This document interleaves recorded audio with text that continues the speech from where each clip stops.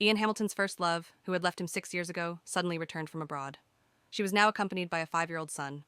Using business trips as an excuse, Ian had been avoiding going home for an entire month. It was their third wedding anniversary. Chloe Irvine had prepared a candle-lit dinner and bought a gift for Ian. She sent him a text, but by 9 p.m., he still hadn't come home. Instead, Chloe received a call from Ian's younger sister, Mia Hamilton. Mia reminded Chloe to check the message she had sent. After hanging up, Chloe opened her chat with Mia. Her smile froze the moment she saw what was on the screen. The plate in Chloe's hand fell and shattered on the floor. A piece of ceramic scraped her ankle, and bright red blood began to ooze from the cut. But Chloe didn't have any reaction. Mia had sent Chloe a screenshot of Ian's Instagram post.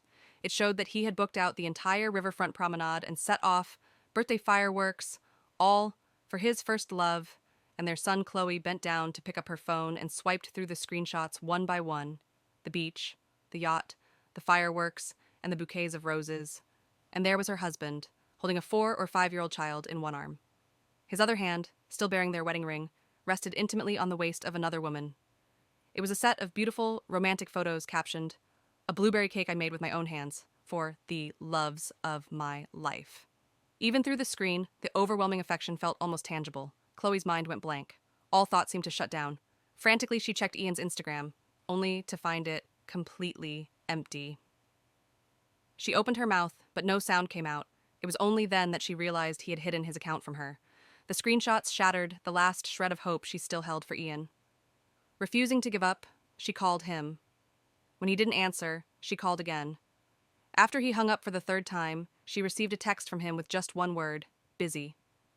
The impatience in that single word was unmistakable. Helplessness, anger, jealousy, and denial twisted together inside Chloe. It was a storm of emotions she could not control. She curled into herself, hands clutching her head as though her heart were being ripped apart. Waves of suffocation rose in her chest.